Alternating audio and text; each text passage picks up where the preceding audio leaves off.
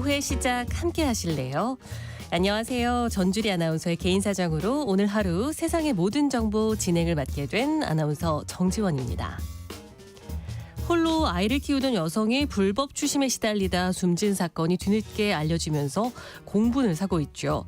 사채업자들은 피해자에게 무려 연 3,000%가 넘는 이자를 요구했던 것으로 알려졌는데요. 더욱 안타까운 건 경찰이 피해자가 사망하기 전 이미 사건을 인지하고 있었다는 겁니다. 경찰은 사건의 심각성을 고려해 수사부서를 변경하는 과정에서 시간이 지체됐다. 이런 해명을 내놨지만 늑장 대응 논란을 해소하기엔 부족함이 있어 보이는데요. 어떤 대책이 필요한 건지 잠시 뒤 사건 노트 코너에서 자세히 살펴보겠습니다. 경기 불황이 계속되면서 희망퇴직을 받는 기업들이 늘어나고 있습니다. 직장인을 위한 라디오 생존백서, 오늘은 회사에서 희망퇴직을 실시할 경우 나타날 수 있는 문제점들을 꼼꼼히 살펴볼 예정이니까요. 궁금한 분들 계속 함께해 주세요. 저희 방송은 KBS 1라디오 유튜브 채널을 통해서도 실시간으로 시청 참여하실 수 있는데요. 많은 관심 부탁드리면서 KBS 세상의 모든 정보 지금 시작합니다.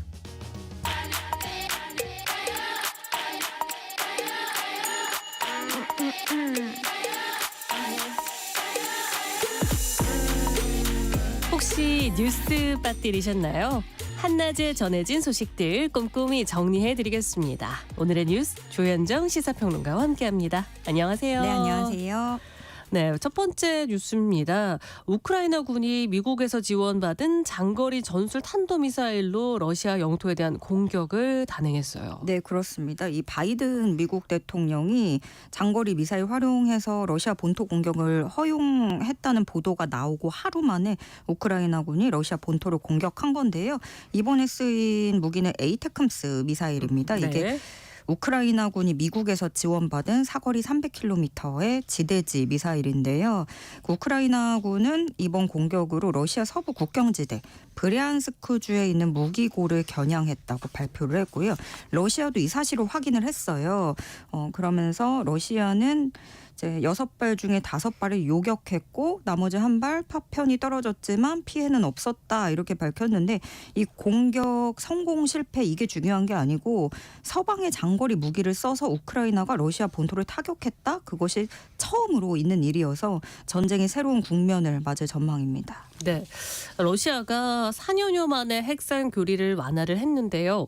이렇게 되면 우크라이나에 대한 핵무기 보복이 또 가능해지는 거잖아요. 네, 그렇습니다. 이게 내용이 핵 보유국의 지원을 받은 비핵 보유국에 의한 어떤 공격도 공동 공격으로 간주한다라는 내용인 거고, 여기서 또 추가적으로는 그 러시아 동맹국의 주권과 영토 보전에 중대한 위협을 주는 재래식 무기 공격에도 핵무기를 사용할 수 있다라는 거예요. 그러니까 핵의 핵 이게 아니라 재래식 무기를 해와도 우리 그거 간주하고 네. 핵무기 쓸 수 있다 이런 건데, 러시아로서는 좀 서방 국가들의 직접 개입을 막아보겠다라는 뜻으로 일단은 보여요. 그런데 결과적으로는 러시아가 핵을 사용하는 것에 문턱을 확 낮춘 거가 되는 거죠. 러시아는 아시다시피 세계 최대 핵무기 보유국이잖아요.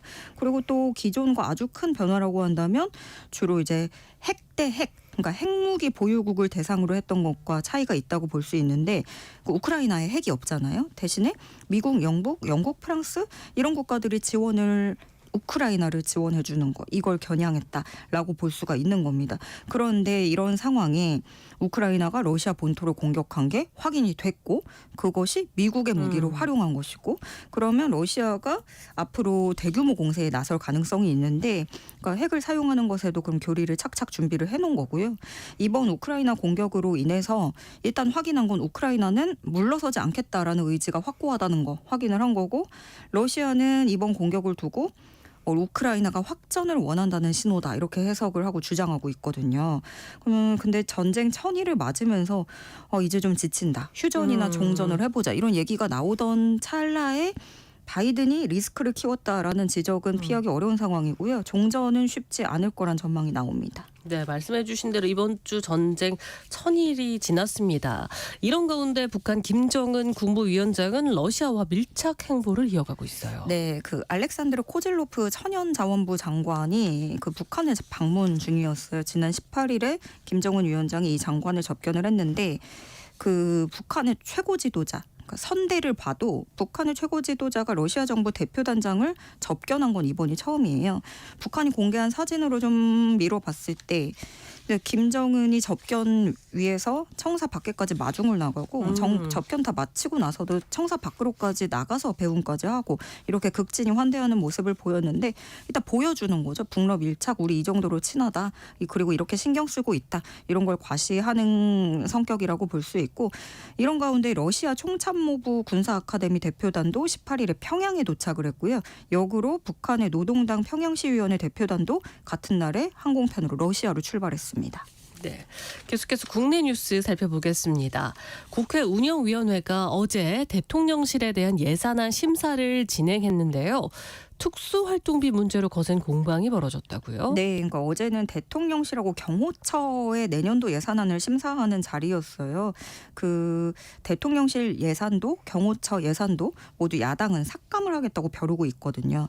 특히 경호처에 대해서는 그동안 대통령 경호한다고 입틀막 사건 이런 것들이 좀 야당의 명분을 줬는데 그런데 대통령실이 경호처 예산을 2억 원 정도 증액한 걸 문제 삼으면서 야당은 국민 겁박하고 언론은 무자비하게 탄압하고 그저 대통령만 호위하기 위해서 국민이건 기자건 언론이건 상관하지 않고 입을 다 틀어막고 있는데 삭감은커녕 예산을 더 올려야 된다는 얘기를 하면 어떡하냐 이렇게 지적했습니다.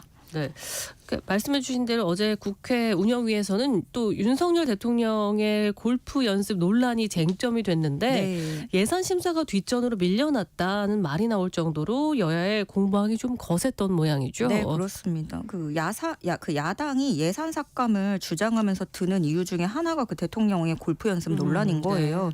근데 윤 대통령 골프 연습 둘러싼 논란이 사실 그냥 뭐 돈을 썼다 여기 이건 아니거든요. 왜냐하면 뭐 트럼프 당선 이후에 골프채를 잡은 게 처음이었다라는 게 거짓말로 드러나면서 그게 논란이었고 이걸 취재하는 기자에 대해서 뭐 압력 논란이 있고 지금 이 기자가 입건된 상태거든요. 네. 여러 가지 문제가 있는데 이번에 예산심사에서는 이제 여당은 기호를 할 때 골프는 대중화된 활동이기 때문에 이거 이런 것까지 논란이 돼야 되냐라는 입장이에요. 그리고 당시에 대통령 경호를 위해서 취재진을 경찰에 신고할 수밖에 없었다라는 부분을 강조를 했는데 국민의힘 의원들은 우리 국민 1000만 인구가 골프 치고 있고 그 자체가 부끄러워해야 할 행위가 아니다. 건강을 위해서 운동을 해야 된다. 이렇게 네. 엄호를 했고 더 나아가서 여당은 민주당이 이재명 대표 징역형 받은 이후에 대통령실을 지금 화풀이하고 있는 게 아니냐 이런 주장도 꺼내 들었어요.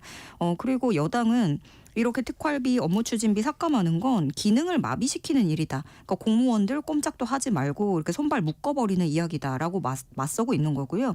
반대로 야당은 골프 친 게 문제가 아니라 거짓 해명하고 또 그냥 예산이 아니라 특활비 이런 거는 사용 내용이 입증이 안 되는 부분이기 때문에 깜깜이로 쓸 수 있기 때문에 의문이 생겼다 하는 부분에 대해서는 따져볼 수밖에 없다라고 주장을 한 거예요. 그런데 이 과정에서 고성은 물론이고 의원들끼리 반말도 오갔는데 어땠냐면 서로 이미자 왜 자꾸 끼어들고 반말하냐 언성 이렇게 높였고요. 그러니까 왜 박찬대 하면서 반말 언쟁을 벌이는 눈살 찌푸리는 일도 있었습니다. 네.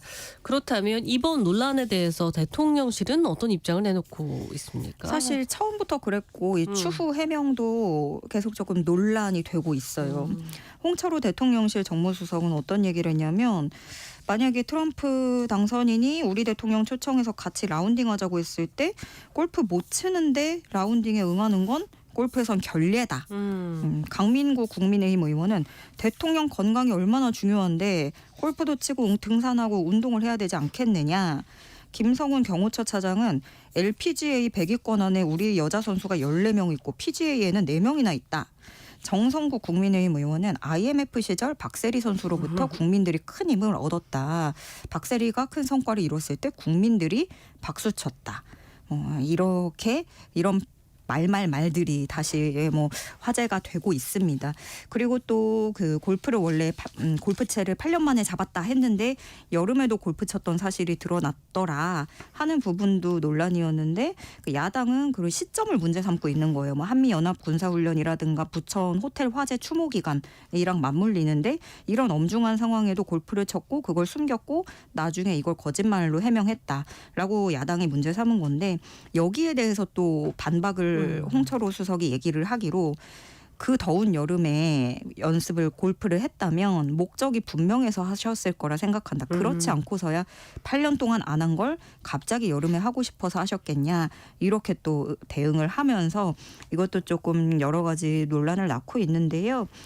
그 뭐 해명에 대해서 대통령실의 그럼 진실이 뭐냐 이런 논란에 휩싸여 있지만 대통령실 이런 수석들은 사실관계를 파악하기보다는 좀 계속해서 좀 비호하고 대통령의 외교, 스포츠를 통한 외교가 필요하다 이런 답변만 거듭하고 있는 상태입니다. 네, 다음 주제로 넘어가 보면 여야는 상속세와 증여세 이야기 계속 나오고 있는데요. 이 부담들을 낮추는 내용의 정부 세법 개정안을 두고도 입장차를 좁히지 못하고 있네요. 네, 그러니까 정부가 제출한 개정안을 보면 일괄 공제와 배우자 공제는 유지를 하되 최고 세율을 50%에서 40%를 낮추고 자녀 공제는 지금 10배 수준인 걸 10배 수준인 지금의 10배 수준인 5억 원으로 대폭 올린다. 이 정도로 정리를 하겠습니다. 이게 되게 복잡한데요. 그러니까 국민의힘 논리를 정리를 해보자면 우리나라 상속세 지금 비정상적이라는 거예요. 착취의 성격이 있다. 뭐 자식 물려주는데 이거 이렇게 돈 떼면 되겠느냐. 이런 구조로는 성장하기 어렵다라는 것이고 더불어민주당도 큰 틀에서 완화로 가는 방향은 같다고 할 수 있어요. 그런데 그중에서 이제 최고 세율 또 자녀 공제 한도 이 부분에서 극명하게 여야가 엇갈리고 있는 건데요. 특히 야당이 봤을 때는 세율 조정에서 이 중산층 과세하고는 무관한 일이라는 거예요. 오히려 부유층만 감세해주는 조치다라고 보고 있고 그래서 대신에 민주당은 그 국세청 차장 출신인 임광현 의원이 법안을 발의를 했는데 상속세 일괄은 8억 원, 또 배우자 공제 연도는 10억 원으로 대신에 조금 올리자. 그렇지만 이거를 뭐 아주 극대화해서 올리는 건 초부자 감세니까 현실성을 적용했을 때 이 정도 올려주면 되겠다. 라고 다른 법안을 마련을 한 거예요. 그러니까 다른 건 몰라도 배우자 공제 이런 것들은 좀 절충안으로 해보고 부의 승계는 피하면서 대신에 이제 아파트 값이 많이 올랐으니까 아파트 한 채 갖고 있다가 이도저도 못하는 그런 중산층이나 서민들에게는 세부담을 줄여주자. 뭐 이렇게 얘기를 하고 있습니다. 네, 한낮의 교양 파트너 지금 여러분께서는 세상의 모든 정보와 함께하고 계십니다. 다음 주제로 넘어가 보겠습니다. 네. 대통령 부부 공천 개입 의혹의 핵심 인물인 명태균 씨의 변호인이 돌연 사임을 했더라고요. 저도 네. 뉴스를 접했는데 그 배경에 관심이 쏠리고 있습니다. 네, 일단 공개적으로 이 김소연 변호사가 얘기를 한 건 명태균 씨의 요청이 있었다. 그렇기 때문이다라고 밝혔어요. 그래서 명태균 씨가 정치자금법 위반 사건 외에 지금 그 서울청에서 수사 중인 고소하고 민사 사건 맡아달라고 했는데 본인은 처음부터 정치자금법 위반 사건을 무료 변론해주기로 한 거라서 그건 어렵다고 했더니 명태균 씨가 사임을 요청한 것 같다. 이렇게 얘기를 했습니다. 여기까지가 김소연 변호사의 주장이에요. 네. 근데 지금 명태균 씨 변호사가 김소연 변호사만은 아니고 남상권 변호사라고 한 명 더 있거든요. 그래서 지금은 소환 조사할 때 남 변호사가 같이 입회를 해서 변호하고 있고 김소연 변호사는 빠진 거죠. 근데 이제 나머지 한 명 그럼 더 명태균 씨가 추가로 변호사 선임 준비하고 있는 것으로 알려졌고요. 일단 김소연 변호사는 한 달도 안 돼서 담당 변호사 교체가 된 겁니다. 그러면서 김소연 변호사가 덧붙이기를 명태균 씨한테 이렇게 얘기를 했다고 해요. 변호사 말 좀 잘 들어라. 안 그러면 망한다. 지금이라도 남 변호사님 말씀 좀 잘 들어라. 변호사가 진술 거부하라고 해도 술술 다 말을 해서 변호인들이 언론에 대응하느라 목이 다 쉬었다. 뭐 이런 지점을 본인이 토로하기도 했어요. 그런가 하면 이 명태균 씨하고 또 다른 그 강혜경 씨 있죠. 네. 그 똑같이 공천 개입 의혹 핵심으로 떠올랐는데 이분의 법률 대리인이 노영희 변호사인데 김소연 변호사하고는 이제 대치하면서 설전 벌이고 이렇게 재판을 진행해 왔던 사람이거든요. 근데 이 김소연 변호사 사임 소식을 접하고 노영희 변호사가 추측을 내놓은 게 정치적인 외압이 있을 것이다 이렇게 판단을 하는 거예요. 특히 김소연 변호사가 그동안 행적을 보면 이준석 의원을 굉장히 공격을 했거든요.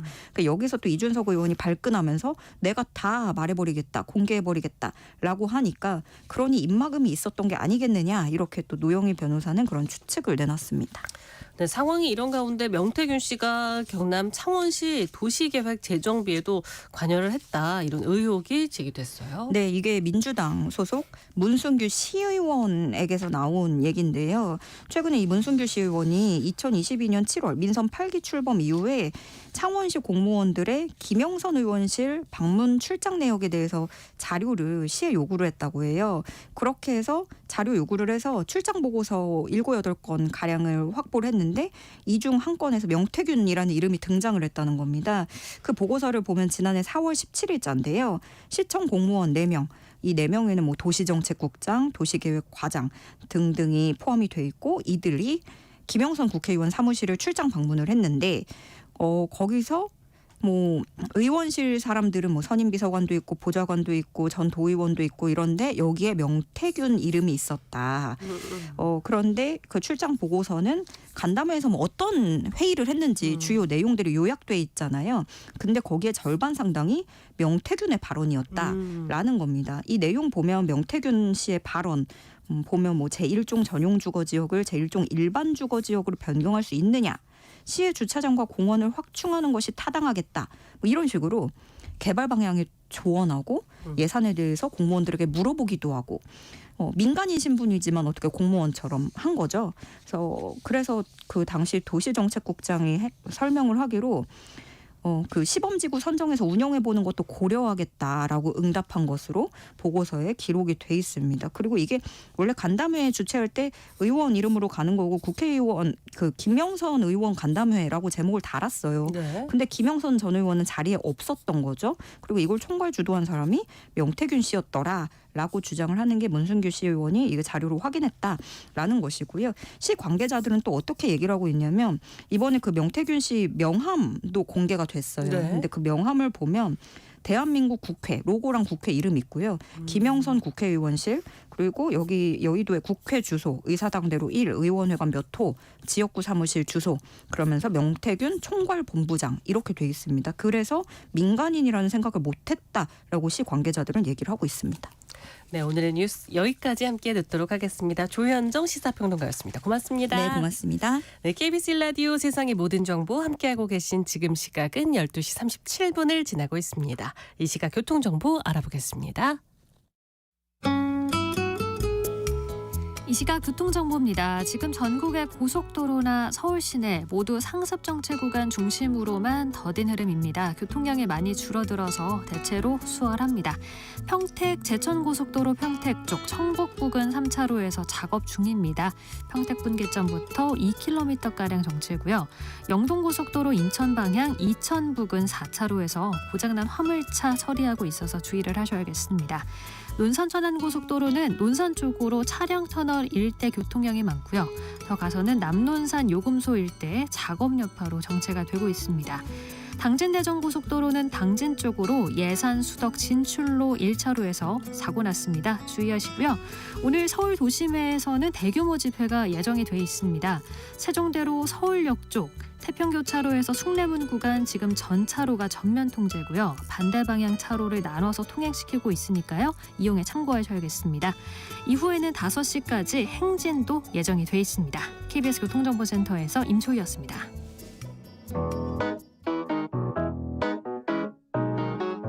세상의 모든 정보는 청취자분들의 관심과 참여를 기다립니다.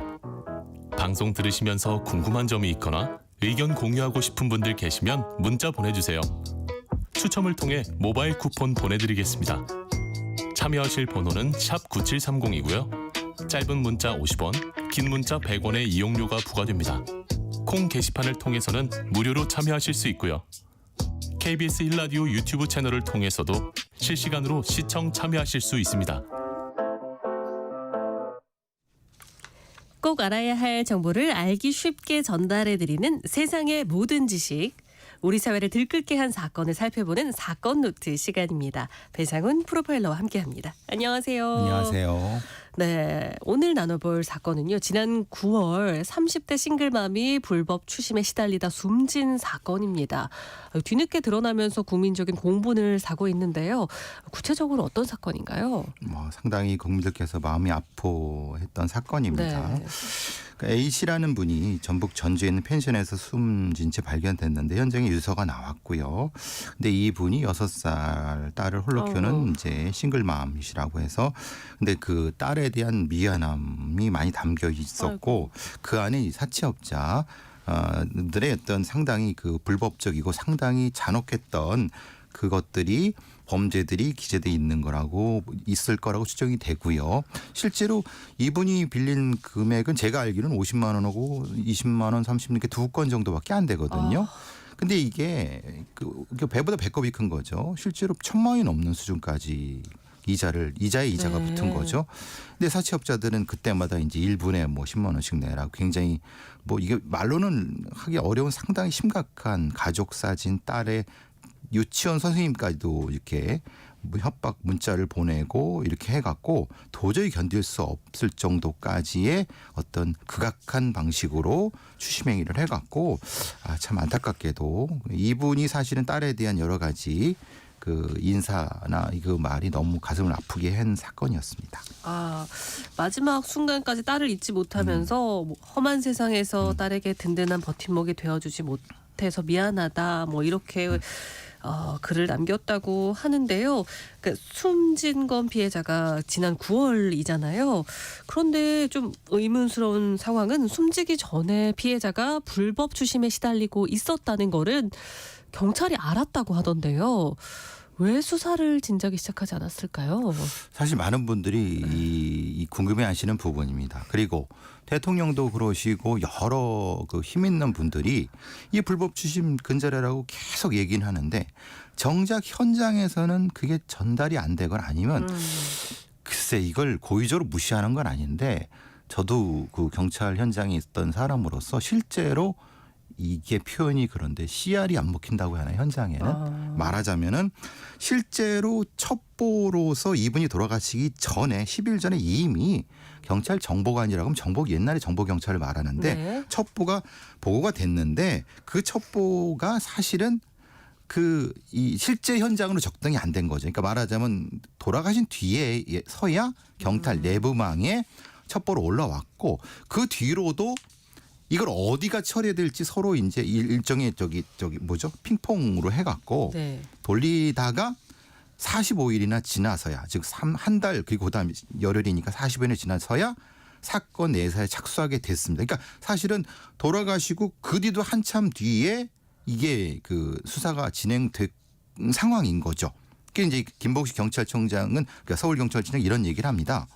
사실 저는 이게 변명이라고 생각하는데 서울중앙경찰서 수사과. 근데 이게 수사과냐? 왜냐하면 협박이나 어떤 공갈이 있어 보이는데 그러면 형사과, 강력팀. 네. 근데 사실은 그럼 이게 무슨 얘기냐면 공급자 위주. 그러니까 수사관 중심의 수사라는 거예요. 피해자 중심의 수사가 아닌 거죠. 사실은 이게 무슨 의미가 있습니까? 아니 그걸 바로 하면 되는 거 아니에요. 거기서 발견되면 넘기면 되는 거지. 애초에 시작점에서부터 핑핑한 거죠. 사건을 어디에 배당하느냐, 이 부서 배당 문제. 부서 배당이 명목상이고 솔직한 말은 하기 싫은 거죠. 솔직히 제가 이렇게 말하면 저를 욕하기 싫겠지만은 현실에서 아는 분들은 다 압니다. 그러니까 사실은 사건의 크기도 크지 않고 사실 이것이 사회적으로 크게 문제되는 것도 아니고 그러니까 사실은 그냥 그것도 액수도 얼마 안 되고 그러니까 이 경찰들이 보기에는 그러니까 이제 그랬을 거라고 저는 추정을 합니다. 그러니까 이제서야 중앙경찰서에서는 사실은 제보자를 불러 한다 하는데 이미 돌아가신 다음입니다. 그러게 그게 너무 마음이 아픈 것 같습니다.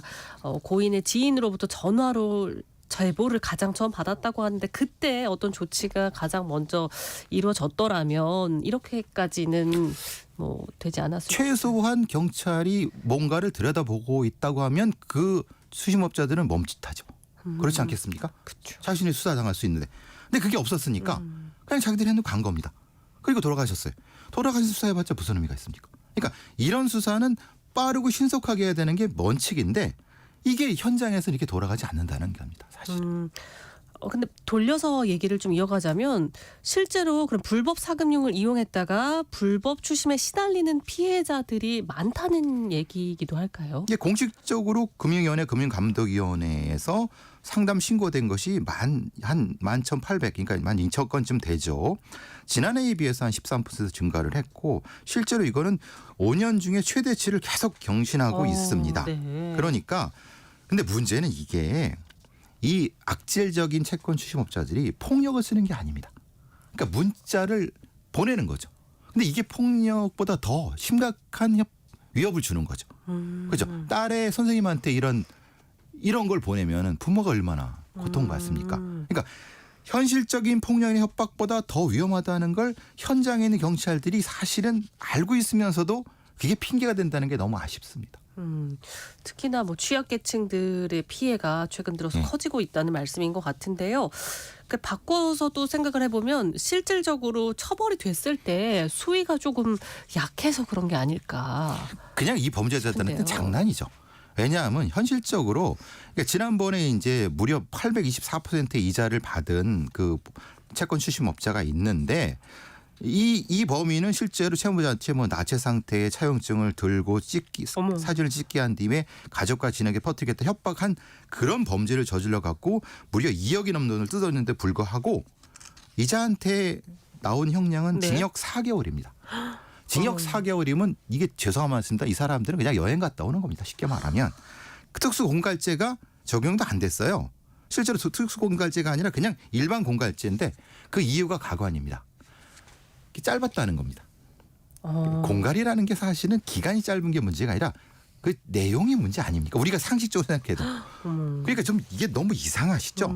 그래서 실제로 채권 추심 위반에서 대부분은 23%가 집행유예. 징역형은 아까 말한 것 정도도 무려 16%밖에 안 됩니다. 징역 4개월도 그 정도밖에 안 나오는 겁니다. 너무 낮죠? 벌금형 혹은 집행유예에 그치는 경우가 많다는 게 좀 놀라운데요. 그렇죠. 예. 충격에 가까울 정도인데 네. 왜 그런 걸까요? 그 양형 기준이 너무 낮고요. 이게 소위 말하는 우리나라의 법의 체계는 폭력과 협박이 있으면 큽니다. 그게 없으면 낮습니다. 이게 폭력과 협박이 없는 성범죄는 사실 성범죄를 안 쳐주지 않습니까? 똑같습니다. 그런데 그거 없이도 상당히 심각한 범죄가 발생하는 게 현재 범죄의 추세거든요. 현실을 반영하지 못하는 사법 현실. 이게 답입니다. 실제로 채권 추심법은 가중 처벌을 하더라도 징역 10개월에서 예.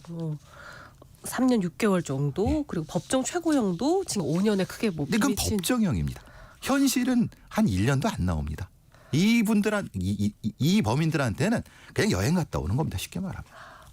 그래서 처벌 강화도 좀 필요하겠습니다만 불법 사금융을 이용했다가 일단 어쩔 수 없이 이용을 했다가 불법 추심에 시달리는 분들을 일단 도와줄 수 있는 방안이 좀 필요할 것 같은데요. 핵심이죠. 네. 사실은 이 채무자 대리인 무료 선임 제도라든가 사금융 피해자 지원 제도가 있습니다.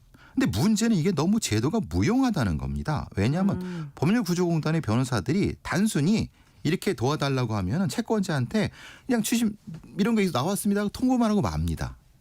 그럼 무슨 의미가 있겠죠? 채권 추심업자들이 그거에 압박을 받습니까?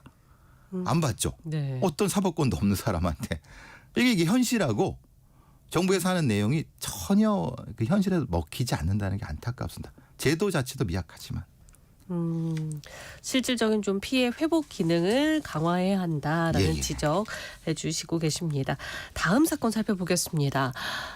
역시 좀 끔찍한 사건이었죠. 북한강 시신 훼손 살인 사건 피의자의 신상 정보가 공개됐습니다. 예. 뭐 공개됐으니까 양광준 나이는 38세 국군 사이버 작전 사령부 중령 진급 예정이었고요. 이 범인이 실제로 이제 같은 부대에 있던 여성 군무원을 살해해서 훼손하고 범행을 저질렀는데 이 범인이 너무나도 전도가 유망한 에리트 장교. 네. 아마 가장 빠르게 별을 달았을 수 있는 사람입니다. 육사 65기에서도 상당히 빠른 진급 코스를 가졌다고 하니까 그래서 두기수 후배가 그런 얘기를 합니다. 너무 두 얼굴이다. 실제로 자기는 이 사람한테 도움도 많이 받았는데 이런 범인에게 참 안타깝다 이런 얘기를 했습니다. 그래서 양광주는 우발 범행을 주장하고 있다고 하는데요. 경찰은 현재 계획 범죄를 보고 있다고요?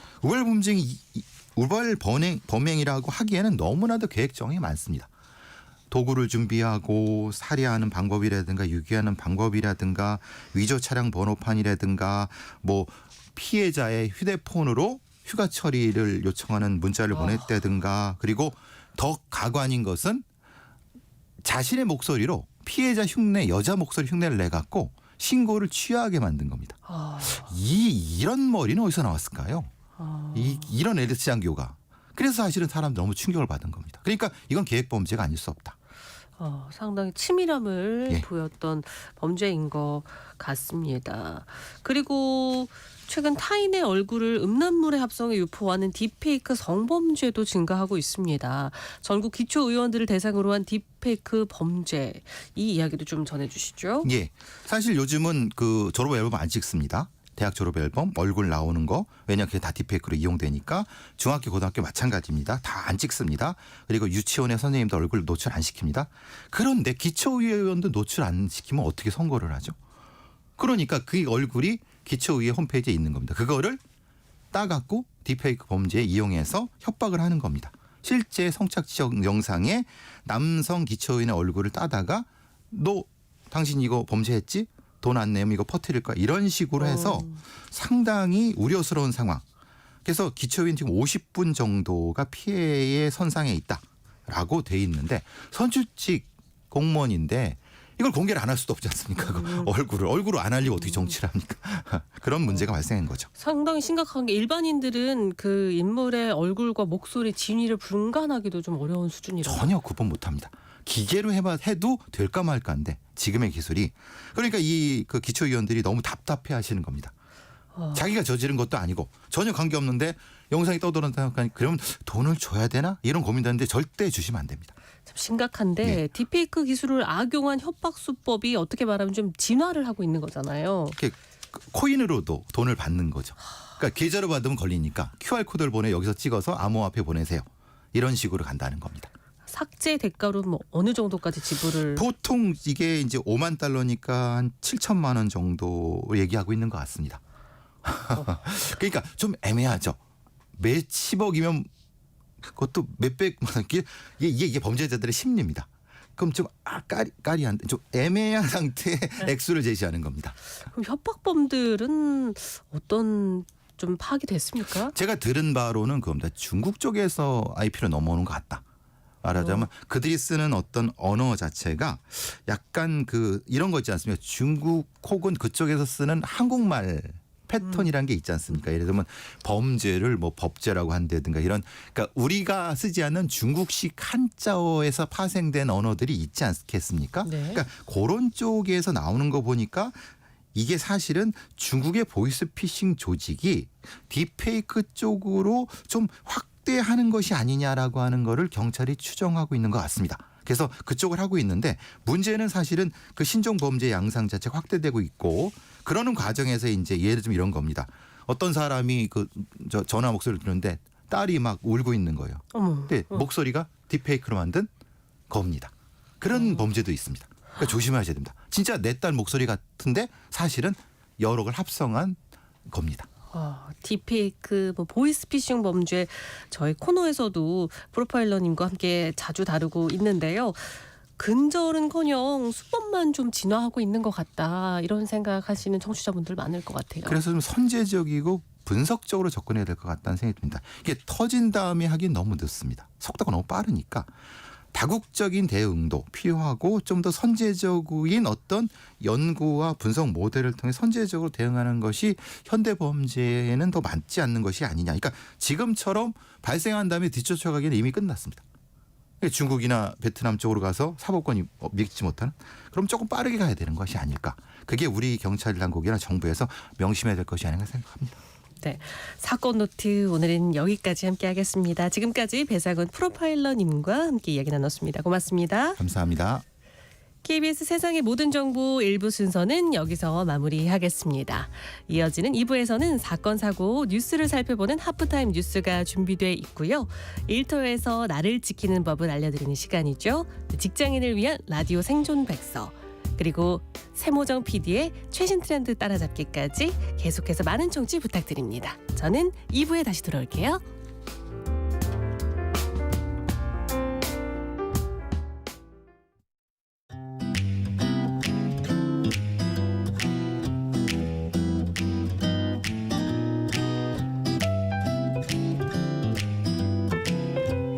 안녕하세요. 바른말 고운말입니다. 명절에 자주 만들어 먹는 음식으로 완자가 있습니다. 이것은 잘게 다진 고기에 달걀, 두부 따위를 섞어 둥글게 빚은 뒤 밀가루를 바르고 다시 달걀을 씌워서 기름에 지진 음식입니다. 지금 다진 고기라는 표현이 있었는데 다지다는 고기, 채소, 양념, 감 따위를 여러 번 칼질하여 잘게 만들다라는 뜻의 동사로 고기 외에도 마늘이나 양파 같은 것을 다져서 쓸 때도 많습니다. 또 완자나 만두를 만들 때 고기를 다져서 쓰기도 하지만 갈아서 쓰기도 합니다. 갈다는 잘게 부수기 위하여 단단한 물건에 대고 문지르거나 단단한 물건 사이에 넣어 으깨다라는 뜻의 동사입니다. 고기 외에도 물을 강판에 갈아서 즙을 내기도 하고 빈대떡을 만들 때는 맷돌에 녹두를 갈아서 쓰기도 하죠. 여러 번 칼질해서 잘게 만든 고기를 가리켜서 다짐육이라고 부를 때가 있는데 이 표현은 아직 표준어로 인정되지 않았습니다. 이와 같은 고기는 다져놓은 고기라고 해서 그냥 다진 고기라고 합니다. 그렇다면 갈아놓은 고기는 뭐라고 부르는 것이 좋을까요? 아마 갈은 고기라고 하는 분들도 계실 것 같은데 이때는 간 고기가 맞는 표현입니다. 지금까지 바른말 고운말 이윤정이었습니다.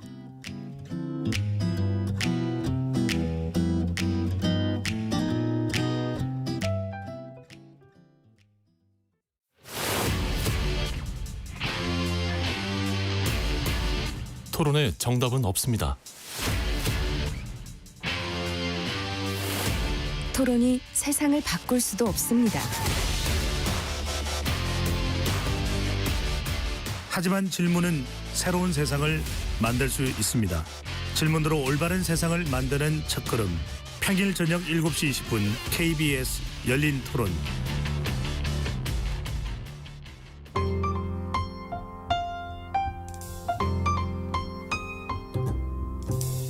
어떤 하루 보내고 계신가요? 눈코 뜰 새 없이 바쁘게 지나가는 한 주. 월요일부터 금요일, 매일 밤 10시부터 12시까지는 오롯이 당신만을 위한 시간입니다. 당신을 위한 지식 쉼터. 오늘 밤 일라디오.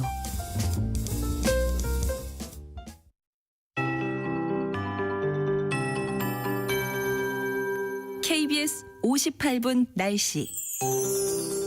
하늘이 흐립니다. 제주도와 서해 5도에는 약한 비가 내리고 있는데요.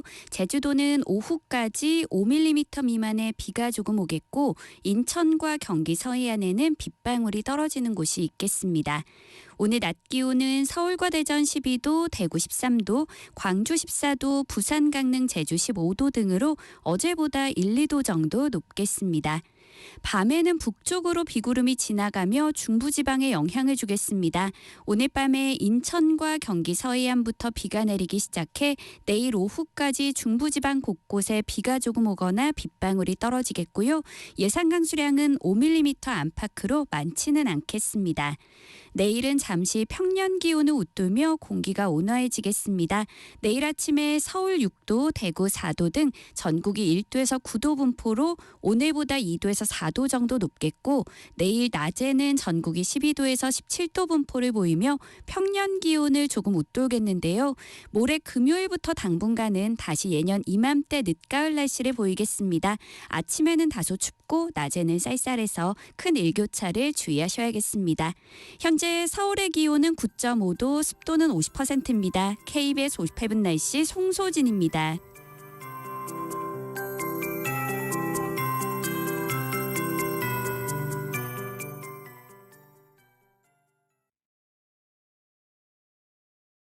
정성을 다하는 국민의 방송 KBS가 한시를 알려드립니다.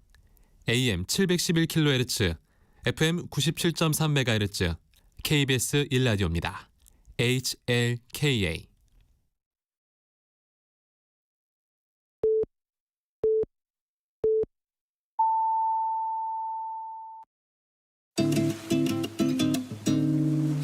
나른한 오후를 책임질 영양 만점 지식 비타민. 세상의 모든 정보.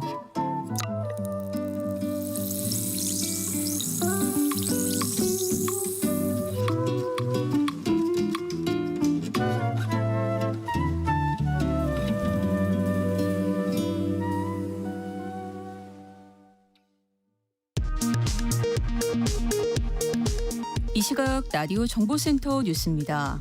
국민의힘이 더불어민주당 이재명 대표의 재판 지연을 막겠다며 태스크포스를 출범시켰습니다. 또 이 대표의 위증교사 혐의 사건 1심 선고의 TV 생중계를 법원에 요청하기로 했습니다.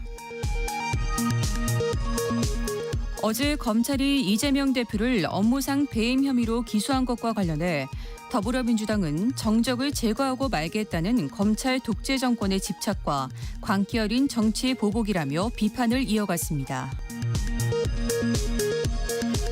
조국혁신당이 윤석열 대통령 탄핵소추안 초안을 공개했습니다. 혁신당 조국 대표는 무도하고 무책임하고 무능한 검찰 독재 정권, 김건희 씨가 이끌고 무속인이 뒤에서 미는 윤석열 정권을 조기 종식할 골든타임을 놓쳐서는 안 된다고 밝혔습니다. 윤석열 대통령이 APEC과 G20 정상회의 등 다자 외교 일정을 마무리하고 귀국길에 올랐습니다. 지금까지 라디오 정보센터 뉴스 정한나였습니다.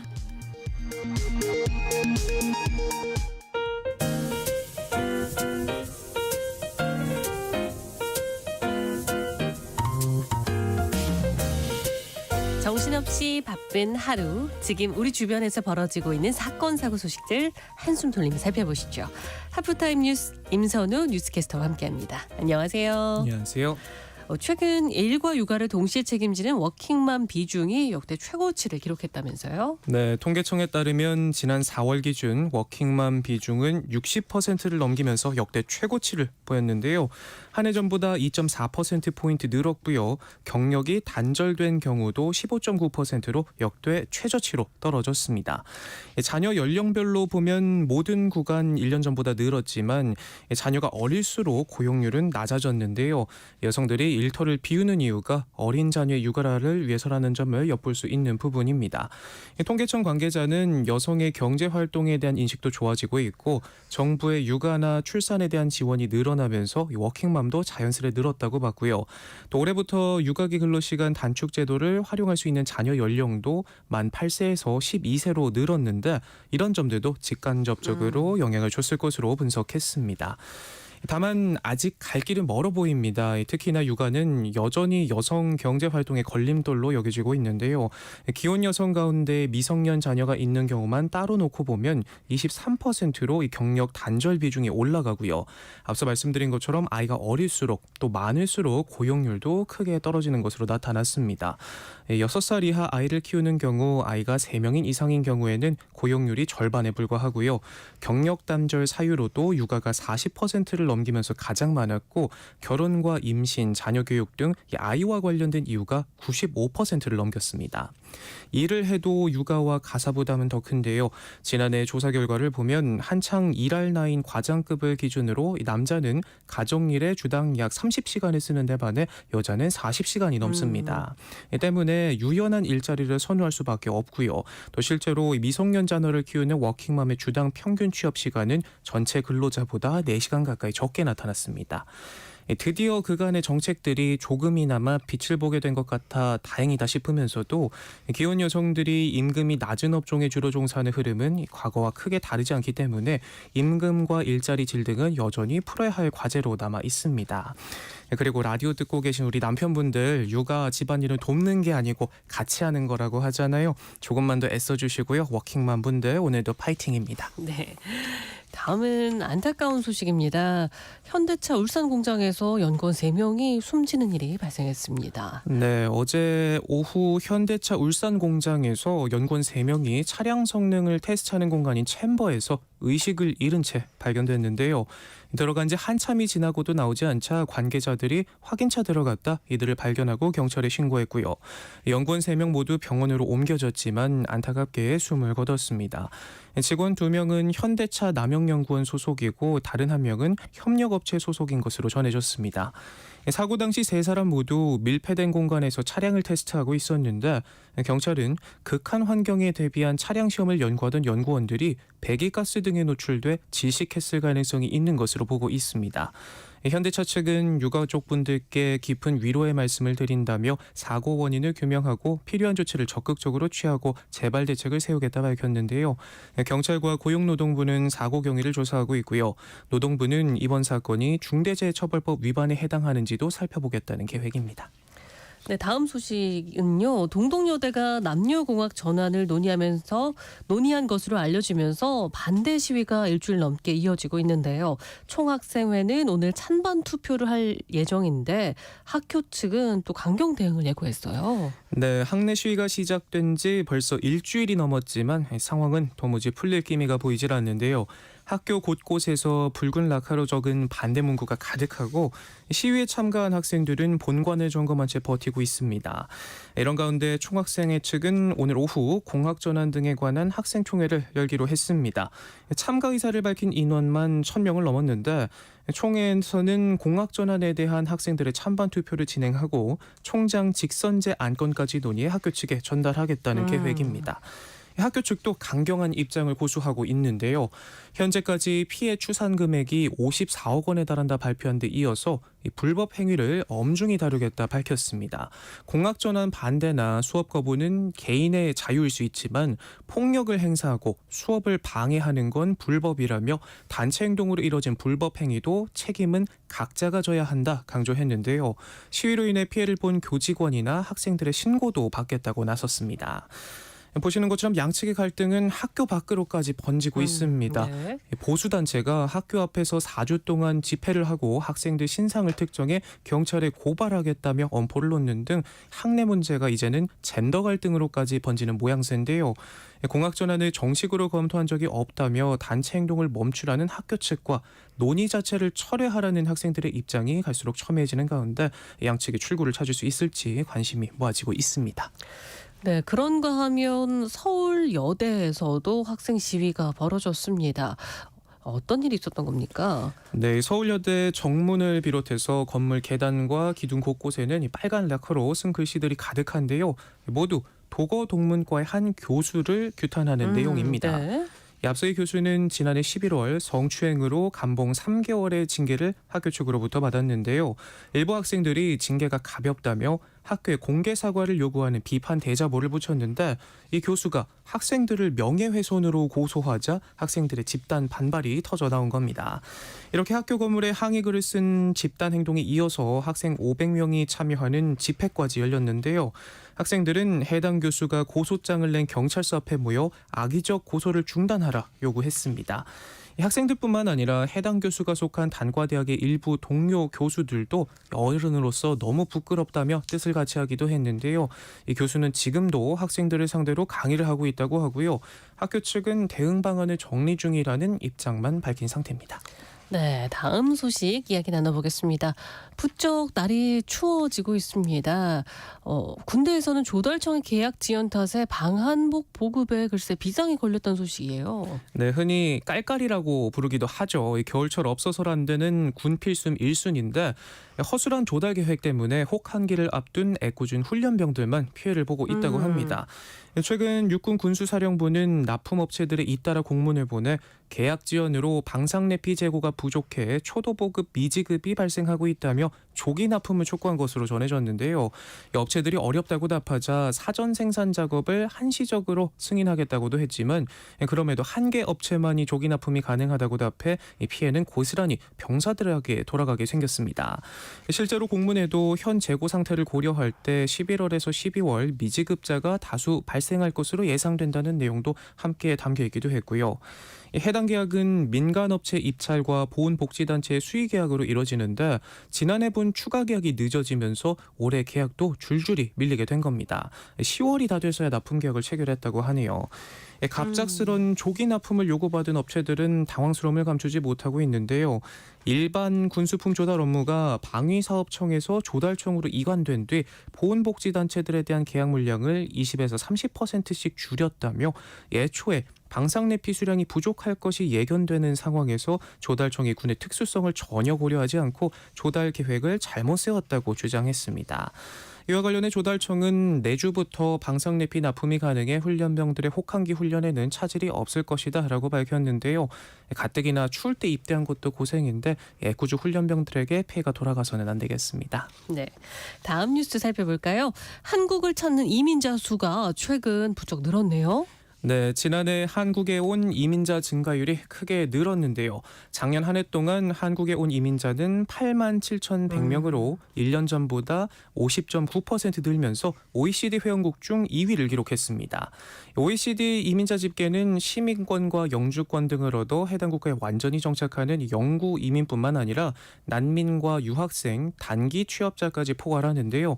우리나라의 경우 90일을 초과해 체류하는 등록 외국인 숫자를 매년 OECD에 보냅니다. 이렇게 OECD 기준으로 집계된 증가율 순위를 보면 영국이 근소한 차이로 가장 많았고요. 그다음이 우리나라, 호주, 그리스, 미국 순이었습니다. 한국 증가율이 높았던 이유는 일손이 부족한 농어촌에서 짧게 일하고 귀국할 수 있는 계절 근로자 유입을 확대하기 위해 C4 단기 비자 등 각종 요건을 완화했기 때문이란 분석이 나오고요. 또 사업장마다 고용할 수 있는 외국인 수도 종전 9명에서 12명으로 늘리고 1개월 이상 일해야만 고용이 가능했던 요건도 일주일로 완화한 점이 컸습니다. 그 결과 한국의 근로 관련 이민은 2022년 5,700명에서 지난해 12,900명으로 무려 129% 늘었고요. 정부는 올해부터 비전문 인력 취업 비자를 기존 11만 명에서 10,000명 더 늘려 앞으로도 취업 이민자가 증가 추세를 보일 것이라는 전망이 나오고 있습니다. 또 한국에 공부하러 온 외국인 유학생도 지난해 18만 명을 돌파하면서 10년 새에 100% 넘게 증가했다고 하네요. 또 한류로 한국의 문화 영향력도 강해지면서 한국에서 살아보고 싶다는 외국인도 늘어나고 있고 실제 한국에서 거주하는 외국인들은 의료보험이 비싸 병원 갈 엄두도 못 냈었는데 한국에선 저렴한 가격에 우수한 의료 서비스를 받을 수 있다. 치안이 우수하고 음식도 맛있다. 대중교통이 첨단 과학 수준이다 같이 온라인 입소문을 퍼뜨리면서 한국 인민의 인기도 나날이 올라가고 있다고 합니다. 네. 그런가 하면 이른바 마라톤 비자로 우리나라에 들어와서 양식장에 불법 취업한 케이스도 있다고 하는데요.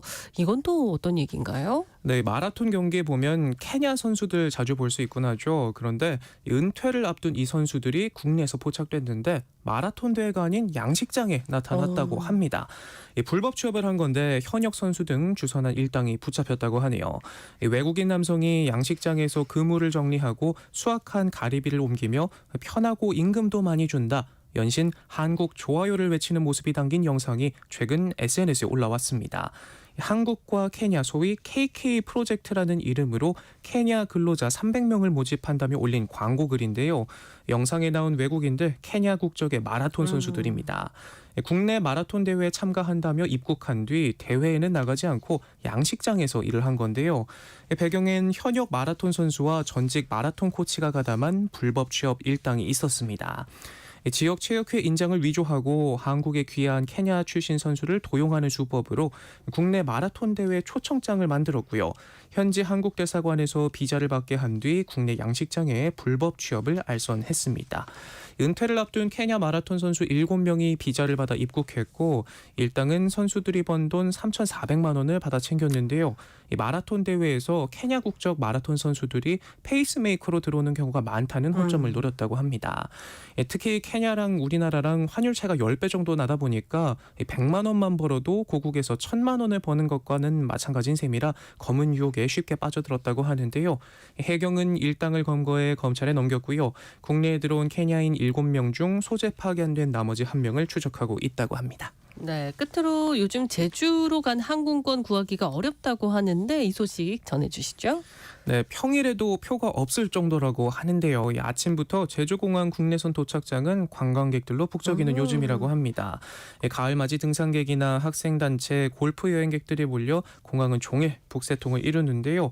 제주 항공평은 사실상 모두 만석인 상황이라 그야말로 하늘의 별 따기라는 얘기가 나올 정도입니다. 제주를 찾는 관광객들이 늘어난 것도 일부 영향이 있겠지만 가장 큰 원인은 따로 있었는데요. 해외여행 수요가 크게 늘면서 항공사마다 중대형 항공기를 전부 해외 노선에 배정했기 때문이라고 합니다. 이 때문에 상대적으로 제주행 항공평 좌석이 크게 줄었고요. 특히 올해 동계 스케줄 변경으로 제주 운항편이 더 줄어서 항공 좌석난이 심화되고 있습니다. 문제는 주말뿐만 아니라 평일에도 좌석 확보 경쟁이 당분간은 더 이어질 수 있다는 점인데요. 특히 최근 기업들도 이 워라밸을 내세우고 있는 곳들이 많아서 평일에도 제주를 찾는 방문객들이 늘어나는 상황인데 부족한 좌석 탓에 제주 관광에도 상당한 타격이 우려되고 있는 상황입니다. 제주자치도는 대형 항공기 투입과 임시 노선 증설을 요구하고 있다고 밝혔지만 이 실효성 있는 정책적 지원은 부족하다는 게 업계 설명이고요. 항공기 좌석난으로 시작된 관련 파장이 점점 더 커지고 있는 가운데 정책 당국과 항공사들이 긴밀한 협력과 대책을 더욱 서둘러야 할 것으로 보입니다. 네, 하프타임 뉴스 수요일 오늘 여기까지 듣겠습니다. 고맙습니다. 맞습니다. 내일 점심 메뉴 추천. 귀로 듣는 푸짐한 지식 한 상 어떠세요? 세상의 모든 정보. 아나운서 전주리입니다. 일터에서 억울한 일은 없어야겠죠. 알아두면 도움이 되는 노동법 이야기, 직장인을 위한 라디오 생존 백서. 소나무 노동법률사무소 김효신 노무사 나오셨습니다. 안녕하세요. 네, 반갑습니다.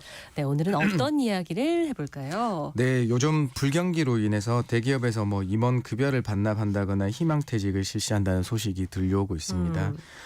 이 희망퇴직이 대상 연령이 40대까지 낮춰져서 지난 금융위기 때 나왔던 45세 정년인 4.5정 단어가 다시 나타나고 있는데요. 현재 경기 불안과 내년 경기 침체에 대비한 선제적 긴축 성격이 짙어서 인력 구조 조정이 어디까지 확장될지 가늠할 수 없다는 게 전문가의 입장입니다. 그런데 이제 희망퇴직을 실시하게 되면서 위로금이 기업별로 천차만별입니다. 네. 근속 기간별 최대 기본급의 30개월분의 급여를 지급한다거나 아니면 최대 4억 3천만 원을 지급하는 회사들도 있다고 보도되고 있거든요. 오늘은 그 희망퇴직과 관련한 쟁점들에 대해서 알려드려 볼까 합니다. 네, 그런데 좀 원점부터 이야기를 해보자면 기업들은 이렇게 왜 대규모 희망퇴직을 시행할까? 네. 이유에 대해서 좀 궁금해하시는 분들도 있을 것 같아요. 경기 불황 때문이겠죠? 네, 맞습니다. 사실 이제 경제 위기가 닥쳐왔을 때 인력 구조조정 수단으로 많이 활용됐고요. 지금도 경기 침체에 대한 위기 의식이 반영돼서 활용하고 있다. 그렇기 때문에 추진하는 이유는 세 가지로 나눠 볼 수 있을 것 같아요. 네. 아까 말씀하신 대로 이번 그 경기 침체에 대비해서 인사적체 심화나 고임금 구조 등에 대해서 경쟁력을 제고하는 계기로 삼겠다. 그래서 비대해진 적정 수준의 인력을 정상 수준으로 유지하기 돌리기 위한 걸로 실시되고요. 그다음에 기업 경영 사정이 매우 어려워지니까 근데 이제 법에서 정리해고를 정해놨지만 이거는 되게 요건이 까다롭거든요. 네. 거기에 대해 이제 가장 쉬운 조치로서 법적 제한 규정이 없고 해고에 따른 소재기 및 근로자의 반발이 없게 되는 희망퇴직을 선호하게 됩니다. 그다음에 아까 말씀드린 정리해고도 법적 요건을 갖춰야 되는데요. 그 요건 중 하나가 정리해고에 앞선 해고 회피 노력이 있어야 된다는 일환으로 추진되는 겁니다. 네, 이렇게 오늘 라디오 생존 백서 코너에서는 회사에서 희망퇴직을 실시할 경우 어떤 점들을 챙겨봐야 하는지 이야기 나눠볼 예정인데요. 관련해서 궁금한 점 있으시거나 또 법적인 자문이 필요하신 분들 지금부터 문자 보내주시죠. 김효신 노무사님이 명쾌한 해법을 제시해드리겠습니다. 참여하실 번호는 샵 9730번이고요. 짧은 건 50원, 긴 건 100원의 정보 이용료가 부과됩니다. 콩 게시판을 통해서도 무료로 참여하실 수 있으니까요. 많은 참여 부탁드리겠습니다. 추첨을 통해서 모바일 커피 쿠폰 보내드리겠습니다. 계속해서 저희 이야기 이어가 보도록 하겠습니다. 단어 자체는 좀 조합이 희망적이야. 희망퇴직. 네. 근데 권고사직과 비슷할까요? 다른 걸까요? 이게. 네, 사실 우리가 대부분 많이 생각하시는 게 이제 비슷하다고 이제 생각하시거든요. 네. 왜냐하면 희망하지 않는 희망퇴직인 경우가 되게 많아서 그래요. 네, 그런데 비슷하지만 사실 이제 공고사직과 희망퇴직 역시 이제 사직서 제출이라는 걸로 이제 완전히 법적 효과가 완성되기 때문에 네. 이 두 개에서는 효과에서는 동일한 겁니다. 우리가 이제 합의 해지되게 되는 모습들이 있는데요. 이 희망퇴직의 경우에도 희망퇴직 공고를 먼저 하게 되는 거는 청약의 유인이고요. 그다음에 근로자가 신청하게 되죠. 이게 청약이고 회사의 승인은 승낙에 해당돼서 근로계약 합의 해지에 이르게 되는 거고, 요거는 이제 공고사직은 약간 반대로 회사의 권유가 먼저가 네. 있게 되고 근로자의 승낙이 있어서 사직서를 제출하게 되면 다시 회사가 승낙하는 이 해서 합의 해지에 이르게 되는 것이거든요. 근데 이제 다만 희망퇴직은 우리 공개적으로 하는 반면에 공고사직은 경우에 특정인에 한정되어 있다는 점에서 차이라면 차이겠습니다. 네, 그런데 말씀해 주신 것처럼 희망퇴직을 부서나 연령을 좀 특정해서 실시하는 경우도 있는 것 같더라고요. 네, 맞습니다. 희망퇴직 자체가 법정 제도가 아니기 때문에 그렇습니다. 그렇기 때문에 회사에서는 그 실시 여부도 결정할 수 있고요. 희망퇴직을 실시하기로 결정한 경우에도 요건이나 신청 절차, 위로금 수준 등 희망퇴직 실시에 따른 구체적인 운영 방식도 회사가 자유롭게 정할 수 있게 되는 거거든요. 근데 다만 우리가 회사와 노동조합 간의 단체 협약이라는 걸 정해놓는데요. 거기에 희망퇴직 실시에 관한 일련의 절차 규정을 해놨을 경우에는 그에 따라야 되는 겁니다. 네, 그리고 이런 경우도 있을 것 같아요. 희망퇴직을 나는 원하지만 네. 회사에서는 이 사람은 꼭 필요한 사람이야 라고 네. 생각하는 경우도 있을까요? 네, 맞습니다. 우리가 말하는 소위 핵심 인재들인데 이제 회사에 대해서 회사가 너무 이상하니까 나가고 싶어 하시는 분들이 많죠. 근데 이제 회사가 되게 난감해하니까 이런 장치들을 걸어놓고 있습니다. 희망퇴직이 사용자의 인사권에 맡겨져 있기 때문에 신청 후에 사용자가 요건 검토 후 승인 절차를 거침으로써 당락이 결정될 수 있게 먼저 그 희망퇴직을 공고할 때 요건의 안내사항으로 이제 안내하고 있거든요. 그렇기 때문에 희망퇴직 공고할 때 대개들 자동 승인되는 거라고 생각하지만은 그 자동 승인되지 않을 수도 있다. 왜냐하면 공고 시에 회사의 승인에 의해서 최종 결정된다는 공고의 게시 내용이 있으면 자동 승인되지 않고 한정 승인되겠다라고 말씀드리겠습니다. 하지만 또 반대의 상황을 가정해 볼 수도 있을 것 같아요. 희망퇴직을 하고 싶지 않은데 네. 회사가 신청을 좀 강요하는 경우도 있을까요? 맞습니다. 이게 역시나 희망하지 않는 희망퇴직으로 이르게 되는 계기인데요. 기업마다 조치가 다르겠지만 희망퇴직자 수라는 목표치를 결정해 놓고 접근하고 네. 있습니다. 그래서 목표치에 도달하면 진행 자체를 그만두는 회사가 있는 반면에 희망퇴직 신청을 촉진하기 위해서 부서장이나 인사 담당자가 직접 전화를 하거나 아니면 면담을 해서 퇴직을 권유하는 과정을 거치게 되는 거거든요. 근데 이 면담이나 퇴직 권유 자체가 위법이라고는 할 수 없거든요. 그렇기 때문에 면담 자리의 분위기가 마치 나가라는 말로 들리긴 하지만은 그게 위법할 수는 없다. 근데 문제가 있습니다. 이 다음부터입니다. 여기에서도 희망퇴직을 거부한다고 하면 일부 회사에 가는 경우에는 다음 단계인 이제 전보 발령이라는 걸 실시하게 되거든요. 네. 전보 발령, 다른 곳으로 이동을 하라는 건데요. 네. 좀 당사자 입장에서는 좀 부당하다, 억울하다, 그렇죠. 이렇게 느낄 수 있을 것 같아요. 네, 맞습니다. 이게 희망퇴직에 응하지 않았다고 해서 곧바로 이어지는 인사 발령인 이제 전보 발령 같은 경우에는 당연히 항의가 나올 수 있겠죠. 근데 이제 퇴직 실시 과정이나 그 직후 조직 개편 내지 인력 재배치 과정에서 그 인사 명령이 이 사람의 희망퇴직 거부하고는 전혀 연관이 없다는 것만 밝혀진다면 그것 또한 정당하다고 판단될 수 있습니다. 그런데 예를 들어서 원거리 인사 발령이 업무상 필요한 상황이긴 하지만 그 인사 발령 대상에 오로지 희망퇴직 권고를 거부한 인원들만 편성돼 있다고 하면 여기에 거부자들에 대한 불이익이라고 판단될 여지가 크다. 그래서 정당성이 인정되기 어렵다는 게 이제 우리 일반적인 견해고요. 법원 역시도 이 사례가 있는데 희망퇴직을 거부한 직원들을 업무 경험이 전혀 없는 방문 판매 세일즈 팀으로 전보 발령한 것이 부당 전직이라고 판시한 사례도 있습니다. 네, 그리고 일각에서는 희망퇴직에 대한 보상 기준, 그러니까 퇴직 위로금에 대한 명확한 기준이 없는 게 좀 문제다라고 지적을 하기도 하는데요. 네. 여기에 대해서는 어떻게 생각하십니까? 사실 이제 희망퇴직이 법정 제도가 아니니까 명확한 기준이 없다는 점을 먼저 말씀드려요. 대개 지금 인터넷에 검색해 보면 대기업에서는 되게 많은 그 퇴직 위로금을 지급하고 인원을 정리하고 있다는 게 거기에 대해서 우리 기존에 있던 직원들이 많은 걸 주니까 되게 좋은 쪽으로 다시 해석되는 경향이 많거든요.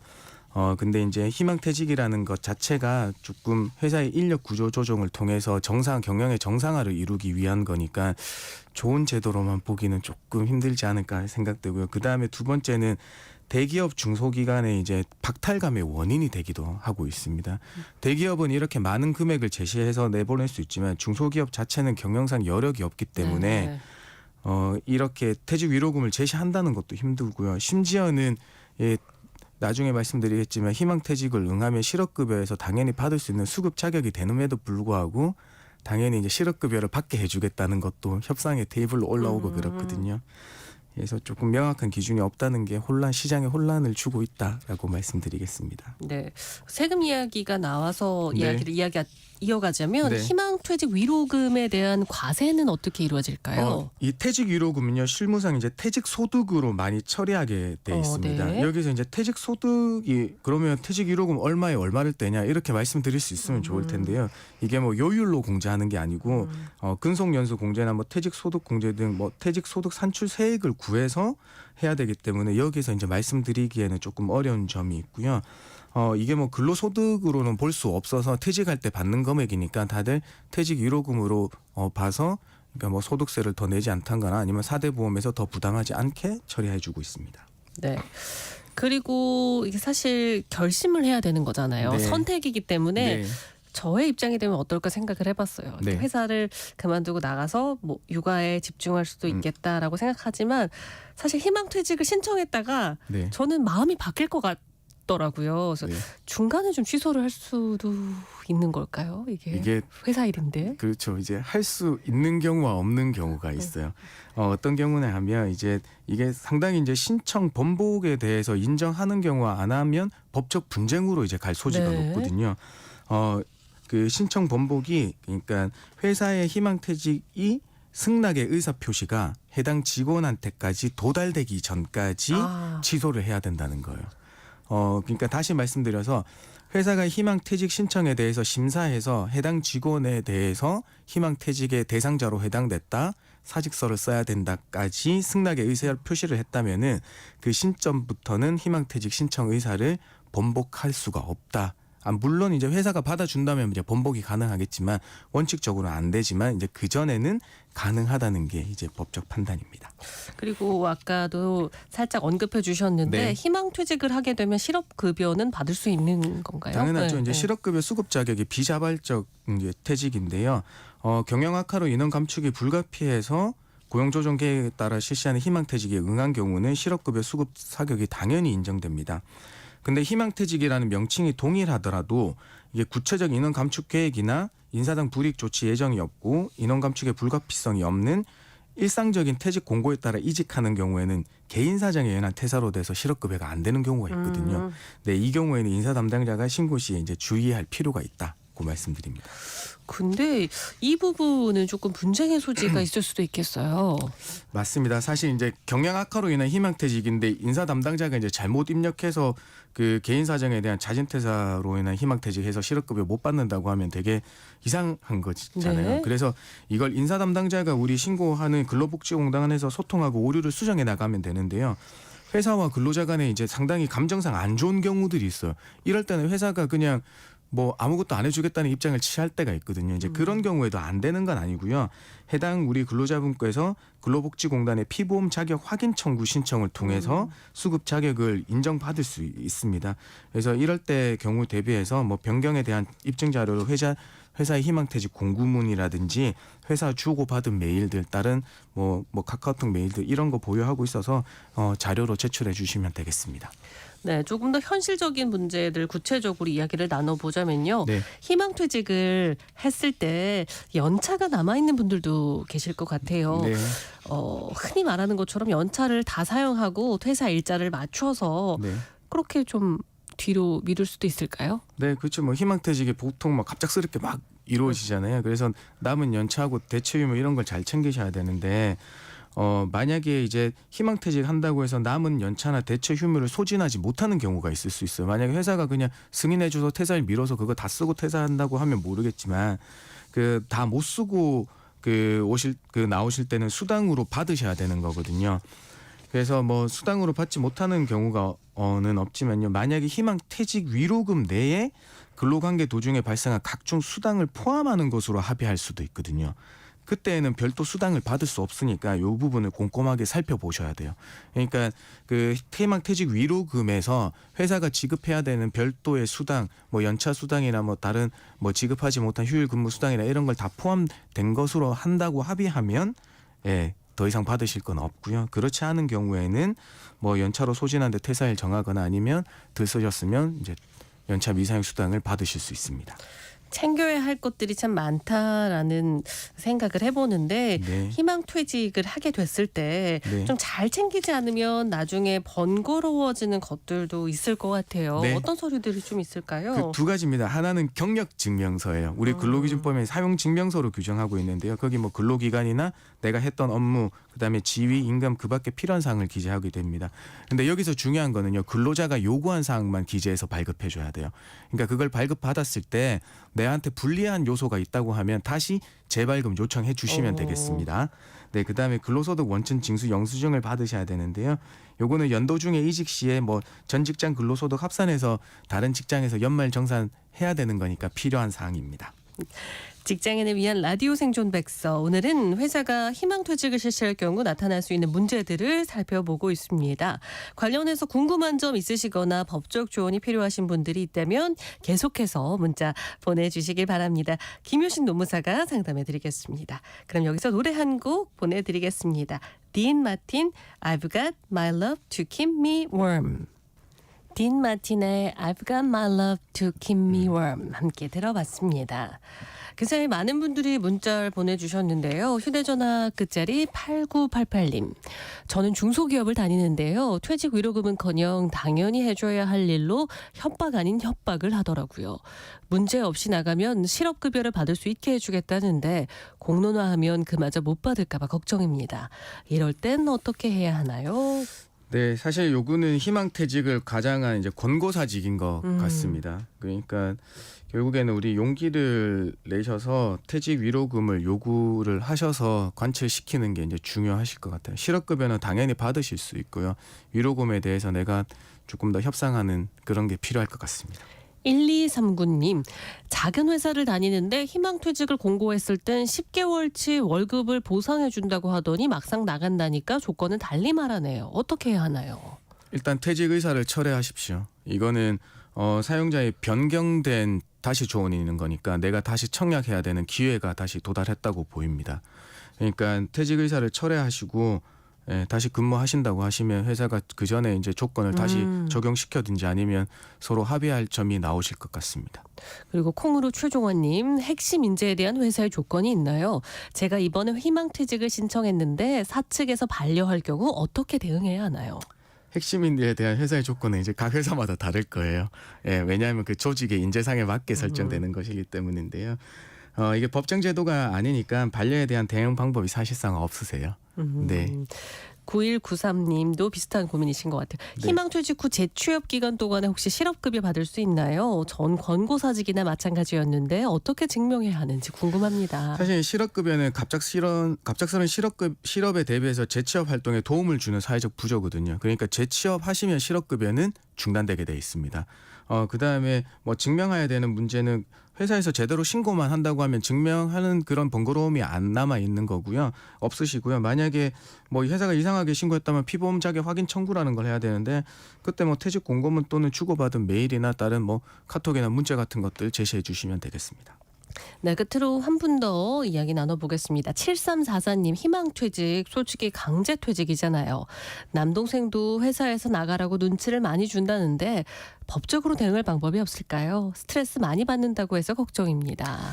이게 어느 정도의 나가라고 한 눈치 수준을 넘어서 직장 내 괴롭힘의 수준까지 이르러서 내쫓는다고 하면 우리가 괴롭힘에 대한 신고를 통해서 조금 구제받는 다른 방안을 모색해 볼 수 있는데요. 지금 문자 주신 것처럼 눈치에 해당된다고 하면 이 시기를 버티셔야 돼요. 예, 이 시기만 버티시면 아무 일 없는 듯이 또 몇 년 가거든요. 네, 그래서 조금 용기를 내셔서 꿋꿋하게 버텨주시길 바라겠습니다. 네, 오늘도 직장인을 위한 라디오 생존 백서 아주 큰 도움이 됐습니다. 네. 소나무 노동법률사무소 김효신 노무사님과 여기까지 이야기 나누겠습니다. 고맙습니다. 감사합니다.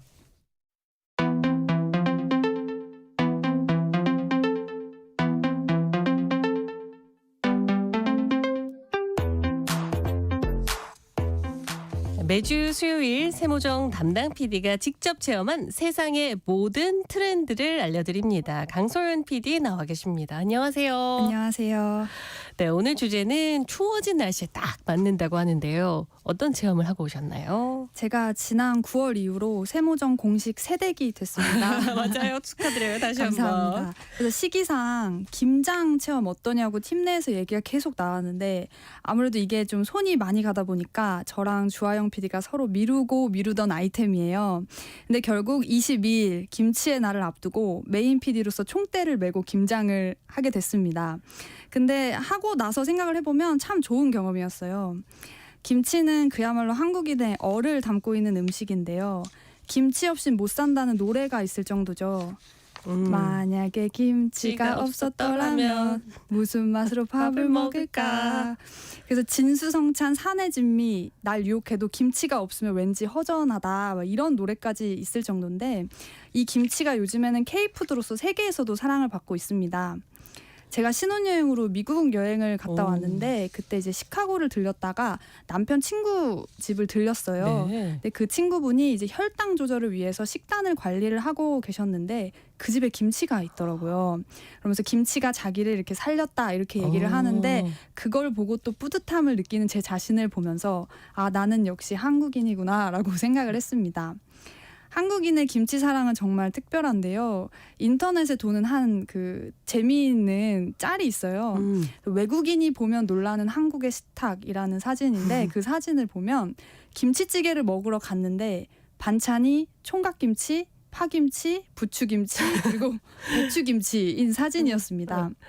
그리고 또 다른 재미있는 사진 중에 일본인은 맨날 스시를 먹진 않지만 한국인은 맨날 김치 먹는다. 맞아요. 이것도 사실이잖아요. 네.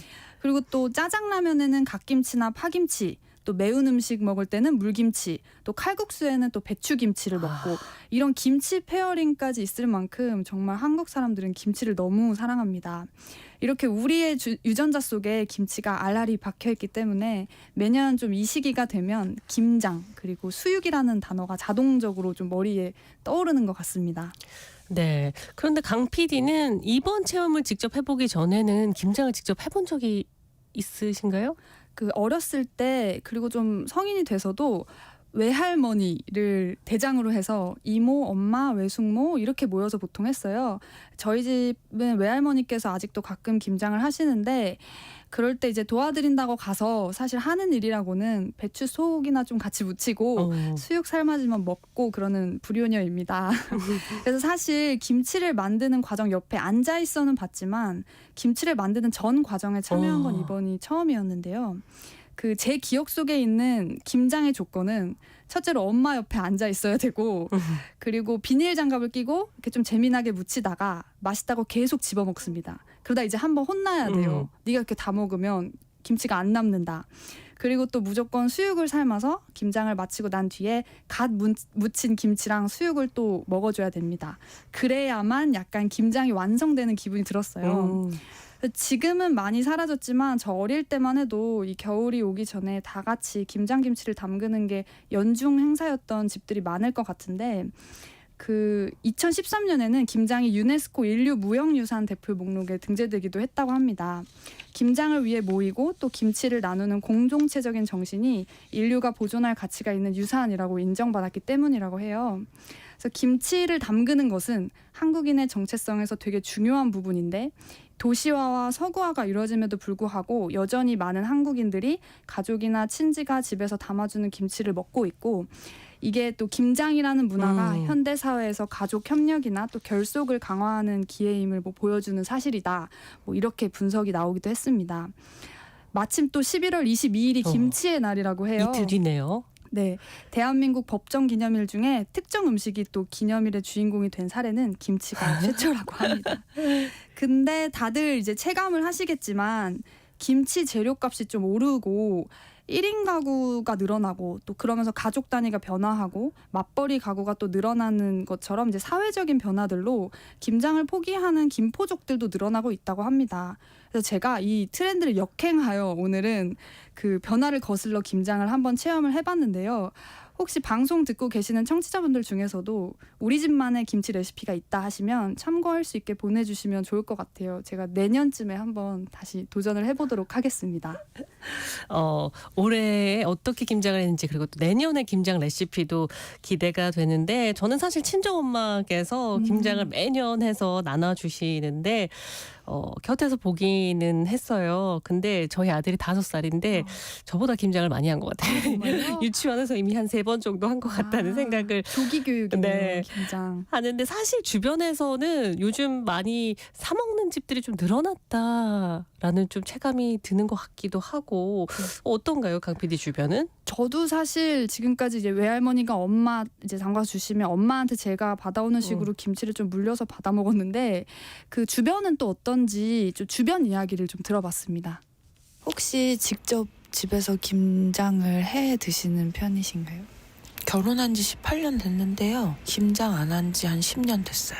이제 어머님이 절 안 부르세요. 뭔가 코로나 이후로 분위기가 바뀐 것 같아요. 그런 거 불러서 하는 분위기도 없어졌고 몇 번 불러서 해보니까 도움이 안 된다고 느끼셨던 것 같고 제가 시장을 본 적은 없어요. 김장을 할 때. 근데 얼핏 듣기로는 가격면에 있어서는 김장을 하는 게 더 비싼 걸로 알고 있습니다. 요새는 이제 가족분들이랑 안 하시고 친구분들이랑 모여서 김장을 하시거든요. 뭐 옛날에는 제가 알기로 한 50포기, 100포기씩 하시다가 이제 한 10포기만 하셔가지고 저한테 김치통으로 한 통 정도 주세요. 저는 그거를 밥 먹을 때 집어먹는 김치 반찬으로 안 쓰고 찌개용으로는 써요. 확실히 김장으로 담근 김치는 여러 가지 재료가 풍부하게 들어가 있어서 찌개를 끓였을 때 깊은 맛이 나기 때문에 그런 찌개나 뭐 국에 넣을 때는 무조건 김장김치를 사용하고요. 산 거를 끓여보면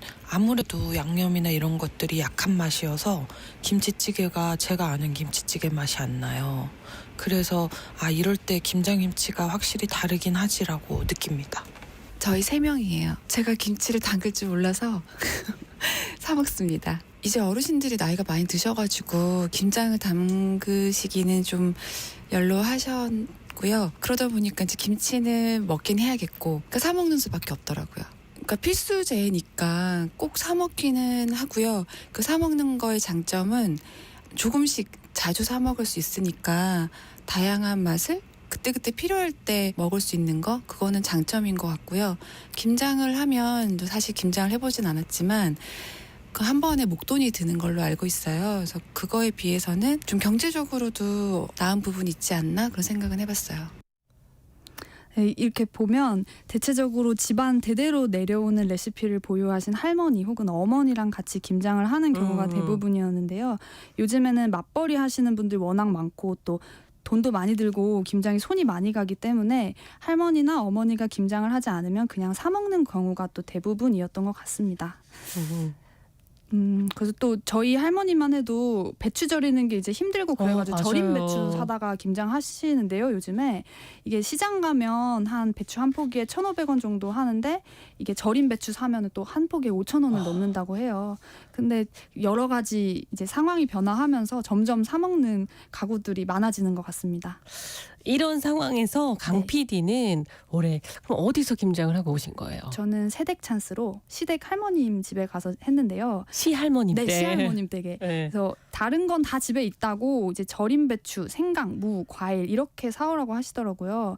그래서 배추를 사러 먼저 마트에 갔는데 이제 마트에 절인 배추를 팔진 않으니까 근데 이제 할머님께서는 꼭 시장에 가서 사와라. 왜냐면 거기가 싸다. 이렇게 당부를 하셨지만 저희가 너무 늦은 시간이고 또 대형마트밖에 열질 않아서 대형마트에 갈 수밖에 없었어요. 가보니까 큰 배추가 3포기 정도 크게 들어가 있는 게 한 8,000원 정도 하고 있었고 저희 둘이서 그 큰 걸 다 먹을 자신도 또 이제 무칠 자신도 없어서 저희는 좀 작은 알배기 배추를 3포기 정도 샀습니다. 그래서 이걸 이제 절인 배추로 만들어야 되는데 사실 저는 절인 배추를 만들어 본 적이 없어요. 제가 91년생인데 아마 제 주변 친구들한테 다 물어봐도 배추 절이는 법을 알고 있는 친구는 없을 거라고 저는 생각합니다. 근데 이제 제 남편이 검색도 안 하고 배추를 막 소금으로 절이는 거예요. 그 모습이 너무 매력적이라고 느껴서 이제 아내분이나 여자친구한테 매력 어필하고 싶은 분들 같이 또 김장하면서 이렇게 배추 담그는 모습 좀 보여주시면 어떨지 뭐 그런 생각도 했습니다. 와, 대단한데 그래서 강 PD님의 남편분은 또 배추를 어떻게 절이던가요? 이거는 사실 그냥 저희가 한 방법인데 나중에 할머님한테 좀 혼나긴 했어요. 먼저 배추가 다 담길 만한 큰 통을 가지고 와서 배추를 넣고 여기에 물을 넣어서 배추를 씻었습니다. 그리고 굵은 소금을 배추 사이사이에 넣고 그 꿀배 맛이 나는 단차 티백을 팔팔 끓인 다음에 그 물을 이렇게 부었어요. 그 다음에 너무 물이 또 뜨거워서 또 찬물을 붓기도 하고 그 다음에 또 추가로 소금을 더 넣고 따뜻한 방 안에서 이제 푹 냅뒀습니다. 하루 정도. 그렇게 이걸 절인 배추를 가져가서 할머님 댁에서 김장을 하신 거죠? 네, 맞습니다. 그래서 저희가 물을 너무 많이 넣었대요. 물을 좀 반 정도만 넣었어야 했고 소금을 또 좀 덜 넣은 것 같아요. 그래서 배추가 원래 이렇게 무치려면 숨이 푹 죽어야 네. 되는데 그러질 않아서 살짝 이제 혼났지만 제가 또 새댁으로서 처음 김장을 한 풍경을 먼저 소리로 담아와 봤습니다. 풀을 먼저 끓여야 돼 항상. 그 김치 담을 때 풀을 먼저 끓이고 하는 거야 항상. 마늘, 파, 생강 3가지 넣고 젓갈을 넣어야 돼. 젓갈, 멸치액젓, 새우젓, 매실 그렇게 3가지 넣어야 돼. 설탕 1스푼 넣고 고춧가루가 한 숟갈만 넣어. 고춧가루에? 응. 모지라나 고춧가루. 그러면 배 좀 갈아 넣을까요? 갈아 넣으면 좋아. 강판에 삶으면 여기 또 강판. 와, 4명이서 복해서 왔다. 뭐다 그래 더 많아. 무. 채쳐야 돼. 네. 그거 다 하면 너무 많다.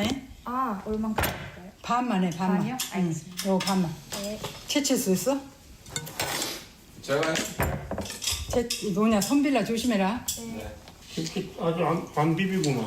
아직 이제 이거 숨이 덜 죽어서. 아니 저녁내 놔뒀는데 어째 이렇게 숨이 안 죽었다냐. 둘이 다 아주 아무것도 모르고만. 여기 갖고 소금을 뿌렸어? 별 많이 넣으면 맛있었어. 김치가 시원해. 맛있지? 벌써 맛있는데요? 응, 맛있다.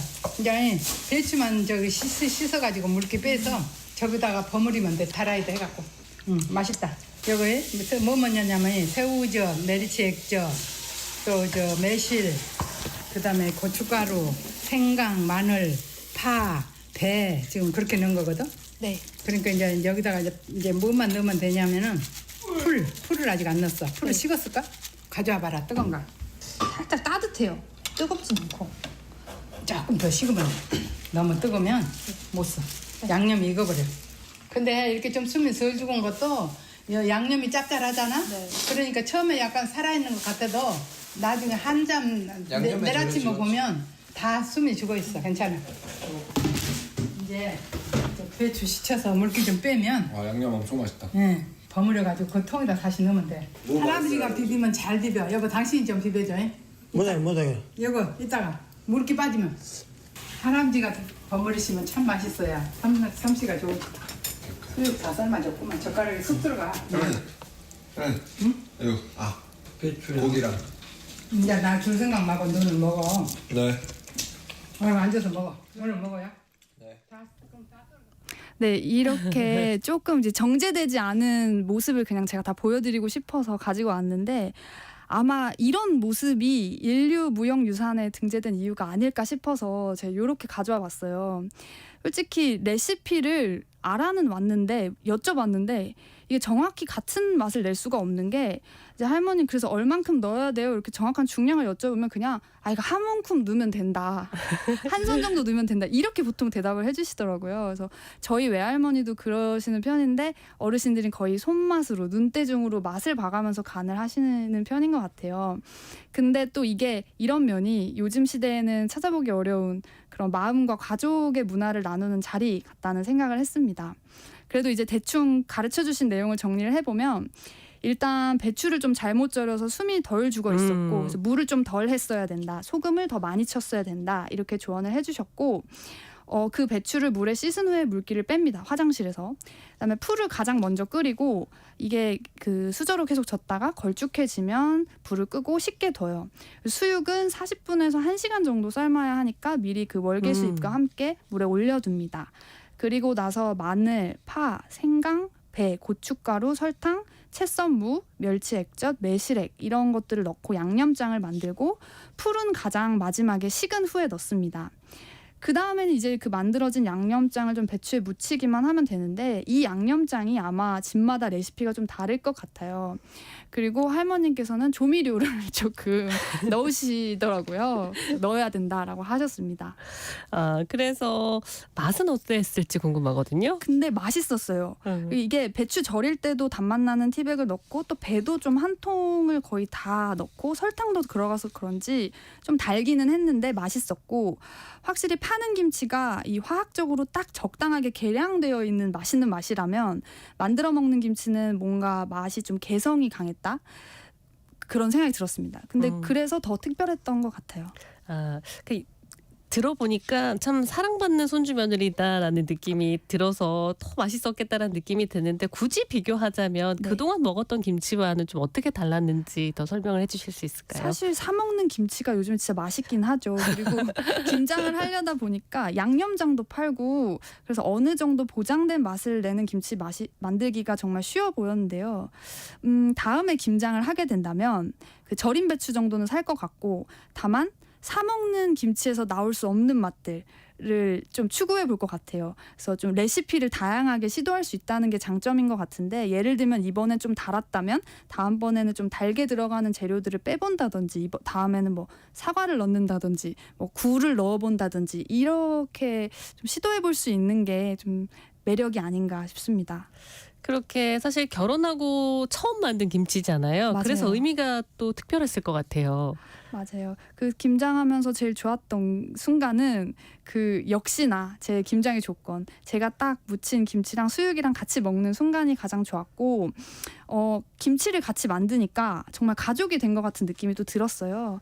제가 사실 요리를 그렇게 좋아하는 편은 아닌데 그럼에도 요리를 할 때마다 드는 생각은 내 손으로 직접 들어가는 재료들을 다 하나하나 다듬고 그 과정을 함께 하다 보면 음식에 애정이 더 생기는 것 같고 그래서 산김치를 먹을 때는 좀 남기기도 하고 그랬다면 아무래도 만든 김치는 조금 더 싹싹 먹게 되는 그런 장점이 있었습니다. 그렇다면 내년에 또 다음에도 또 도전을 하실겠네요? 사실 해보고 싶어요. 그리고 다음엔 좀 갓김치, 파김치, 물김치 같은 것도 만들어보고 싶고 저희 큰엄마께서 물김치를 진짜 잘 만드시는데 거기 가서 레시피를 좀 배워도 좋겠다는 생각을 했습니다. 김장철을 맞아서 김장 이야기 나누고 있는데요. 마지막으로 하고 싶은 얘기들 있으실 것 같아요. 진짜 솔직히 저는 김치를 정말 좋아하는데요. 김치는 한국인의 이런 영혼, 소울 같은 거라고 생각합니다. 김치를 같이 만드는 행위는 뭐 라면을 같이 끓인다거나 수제비를 같이 만든다거나 하는 것과는 느낌이 좀 달랐어요. 문화를 공유하고 좀 살을 맞대는 그런 느낌이었는데 이게 아무래도 한 끼 식사로 끝나는 게 아니라 겨우내 추운 날을 버티면서 먹을 그 반찬을 짓는 일이어서 그랬던 것 같아요. 배추를 절이는 게 좀 공간이 좁아서 어려우시다면 저희처럼 좀 작은 배추를 사다가 절여도 좋고 뭐 절인 배추를 주문해도 좋고요. 양념장도 다 팔긴 하지만 그래도 재료가 뭐 많이 들어가지 않는 적은 양이라면 직접 또 개성 있는 양념장을 만들어 보는 것도 추천을 드립니다. 현대인들이 또 바쁘고 시장 물가도 계속 오르고 저희도 늘 만들어 먹을 수는 없는데 그래도 이렇게 가족끼리 되는 해라도 김치를 담그면서 저희의 문화유산을 좀 소중히 지켜가면 어떨까 이런 생각을 해볼 수 있는 경험이었습니다. 네, 오늘은 강소연 PD가 김장 체험을 한 이야기 전해줬습니다. 다음 주 수요일에도 직접 경험한 체험 삶의 현장 함께하겠습니다. 고맙습니다. 감사합니다. 세상의 모든 정보 여기서 마무리하겠고요. 모바일 쿠폰 당첨자는 홈페이지 공지사항에서 확인하실 수 있습니다. 끝으로 정광태의 김치 주제가 함께 들으시고요. 행복한 오후 보내세요. 지금까지 아나운서 정지원이었습니다. 고맙습니다.